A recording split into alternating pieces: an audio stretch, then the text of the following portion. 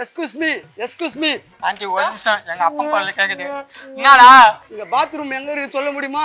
ஏண்டா இந்த ஜிம் ஆண்டிட்டு அடி வாங்கிட்டு இருக்கேன், இந்த நேரத்துல பாத்ரூம் எங்க இருக்கா நான் கேக்குறேன். நீ மைசன் ஆத்தத்தை அடிக்கலாம், ஆனா அதை அடக்கவே முடியாது. ஆண்டி உங்களுக்கு காசு கூட நான் கொடுத்துறேன், இன்னைக்கே எங்க அப்பா கதையை முடிச்சிருங்க. யாரடா நீங்க? ஏன் வீட்டுக்குள்ள வந்துட்டீங்க? எனக்கே காசு தரோம், உங்க அப்பா முடியுன்றா? யாரடா நீங்க ஃபர்ஸ்ட்? ஏம்மா இந்த வீட்டை நாங்க வாடகைக்கு எடுத்துருக்கிறோம். என்னது வாடகைக்கு வந்திருக்கீங்க? யார் வீட்டுக்கு யாரடா வாடகைக்கு வந்தது? யாரடா நீங்க? ஆண்டி அத நான் சொல்றேன். சொல்றோம், சொல்லி தொலைங்கடா. என் பேரு கைலாசம், எங்க அப்பா பேரு காஞ்சம். எங்களை விட்டுறீங்களா ஆண்டி? ஆமா மேடம். எதுக்குடா வந்தீங்க? ஏன் வீட்டுல வந்து என்னடா செய்றீங்க? விட்டுங்க ஆண்டி, இதுக்கு மேல இந்த பாடி தாங்காது.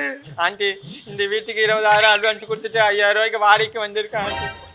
அடே இந்த வீட்டுக்கு ஹவுஸ் ஓனர் இந்த வீட்டுக்கு ஹவுஸ் ஓனர். ஏய் ஆண்டி இதுக்கு மேல இந்த கைலாசம் பொறுமையா இருக்க மாட்டான். என்னடா பண்ணுவ?